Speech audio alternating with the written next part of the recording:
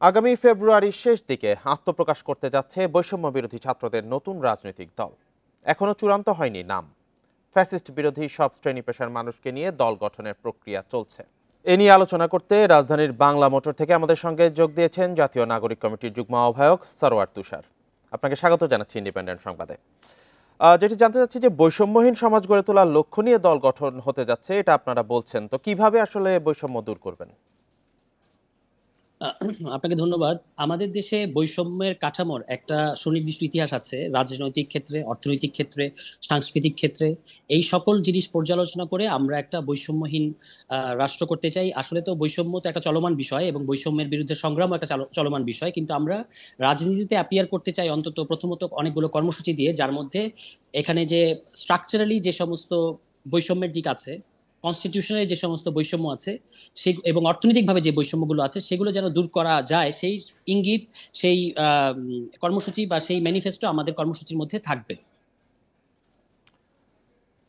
জি, একটি বিষয় আসলে আলোচিত হচ্ছে, বা এই বিষয়টি আপনার থেকে পরিষ্কার হতে চাই যে বৈষম্য বিরোধী ছাত্রদের নতুন যে রাজনৈতিক দল গঠনকে অনেকে কিংস পার্টি বলে সমালোচনা করছেন। এ বিষয়ে আপনার মন্তব্য কি?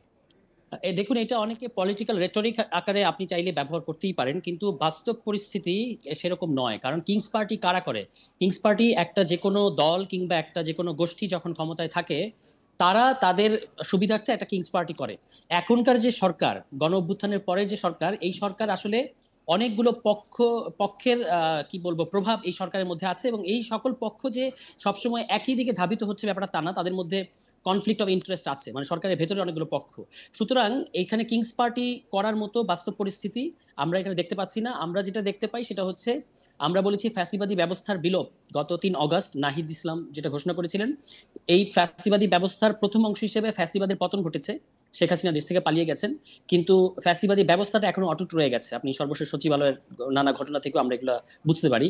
এই ব্যবস্থাটা বিলোপ ঘটানোর জন্য আমাদের একটা রাজনৈতিক উদ্যোগ এটা হতে যাচ্ছে। এটাকে একেবারেই কিংস পার্টি বলার কোনো সুযোগ নাই। দ্বিতীয় কথা হচ্ছে যে কিংস পার্টির বাংলাদেশে তো আরো অনেক দলের সাথে কিংস পার্টির কি বলবো, যে কিংস পার্টি, তারা কিংস পার্টি এই ধরনের লেবেলিং, কিন্তু আরো অন্যান্য অনেক দলের ক্ষেত্রে তারা এখন অনেক সফল দল। হ্যাঁ, সুতরাং আমরা দল হওয়ার আগেই আমাদেরকে কিংস পার্টি বলা, এটা আসলে আমাদের অগ্রযাত্রাকে এক ধরনের ব্যাহত করা কিংবা আমাদের মধ্যে হীনমন্যতা তৈরি করার একটা অপচেষ্টা হিসেবে আমরা দেখে থাকি। জি, আসলে নতুন দলের লক্ষ্য উদ্দেশ্য নিয়ে আপনি বেশ কিছু কথা বললেন, তো আরো কিছু যোগ করতে চান কিনা, যে আপনাদের আসলে লক্ষ্য উদ্দেশ্যগুলো সুনির্দিষ্টভাবে কি? জি আর আমরা আরেকটি রাজ বিষয়। জি, জি, বলুন। জি জি শিওর, আপনি শেষ করেন। আরেকটা বিষয় জানতে চাচ্ছিলাম যে নতুন কমিটি আপনারা করছেন, আসলে তাদের কমিটি বা দলে কিভাবে নিচ্ছেন, যাদেরকে নিচ্ছেন, কি প্রক্রিয়া?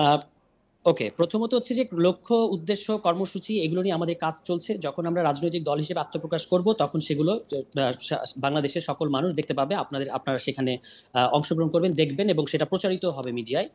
এবং সেখানে অবশ্যই আমি যেটা আগে বলেছি, যে রাজনৈতিক, সামাজিক, সাংস্কৃতিক, অর্থনৈতিক যে সমস্ত বৈষম্যের নানা আলামত আছে, যে এলিমেন্টস আছে, সেগুলো দূর করার একটা ইশতেহার তার মধ্যে থাকবে। এটা হচ্ছে কর্মসূচির ব্যাপারে আলোচনা। আর দ্বিতীয়ত হচ্ছে কমিটির ব্যাপারে আলোচনা দুটো। একটা হচ্ছে কেন্দ্রীয় কমিটি, আর একটা হচ্ছে স্থানীয় কমিটি। আমাদের কেন্দ্রীয় কমিটির, আপনারা জানেন যে আমরা সদস্য অন্তর্ভুক্তকরণের প্রক্রিয়াও কিন্তু চলমান। আমাদের সর্বশেষ 40 জন ঢুকেছে এবং আরো আমরা কাজ করছি। ফলে আমাদের একটা সার্চ কমিটি আছে, যারা কেন্দ্রীয় কমিটি নেওয়ার ক্ষেত্রে তারা কাজ করে থাকে, এবং সেটা আমরা চলমান প্রক্রিয়া হিসেবে চলছে, এবং সামনে আরো আরো অনেকে আমাদের সাথে যুক্ত হবেন। আর স্থানীয় কমিটির ক্ষেত্রে এই মুহূর্তে আমাদের সাংগঠনিক সপ্তাহ চলছে। সারা দেশে আমাদের কেন্দ্রীয় সংগঠকরা আছেন, তারা বিভিন্ন জায়গায় যাচ্ছেন, রাইজিং কর্মসূচি করছেন, এবং তার মধ্য দিয়ে প্রতিনিধি কমিটি হচ্ছে আপাতত। এই প্রতিনিধি কমিটিকে পরবর্তীতে আমরা একটা পূর্ণাঙ্গ কমিটি হিসেবে ঘোষণা করব। জি, জনগণের প্রত্যাশা অনুযায়ী নতুন দল কাজ করার কথা বলছেন, তো আসলে আহ, এই প্রত্যাশা পূরণে কেন নতুন রাজনৈতিক দল করতে হচ্ছে, এই বিষয়টা একটু বলবেন। নতুন রাজনৈতিক দল করতে হচ্ছে তার কারণ হলো, বাংলাদেশের ইতিহাস এবং রাজনীতি সম্পর্কে আমাদের আন্ডারস্ট্যান্ডিং এবং রিডিং হচ্ছে, এখানে বড় বড় যে ঐতিহাসিক ঘটনাগুলো আছে, 47-এর পরে 71-এর মুক্তিযুদ্ধ, তারপর 90-এর স্বৈরাচার বিরোধী আন্দোলন, এই প্রত্যেকটা ঘটনা আমাদের ইতিহাসের বড় বড় ঘটনা, এবং আমরা এগুলোকে ওন করি।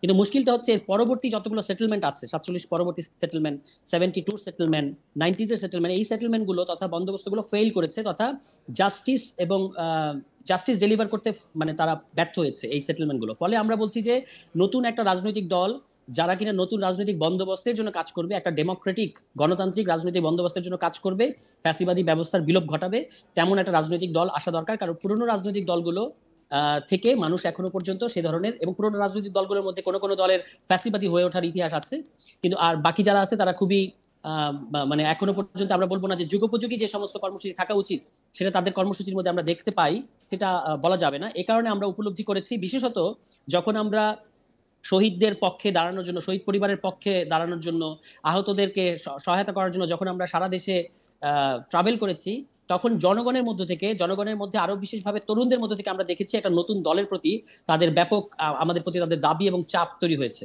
সেই কারণে আমরা উপলব্ধি করেছি যে আমাদেরকে এই ঐতিহাসিক দায়িত্বটা নিতে হবে। এই কারণে নতুন রাজনৈতিক দল আসবে। জি, জনাব সারোয়ার তুষার আমাদের সাথে যুক্ত হওয়ার জন্য এবং আপনার মূল্যবান মতামত তুলে ধরার জন্য আপনাকে অসংখ্য ধন্যবাদ।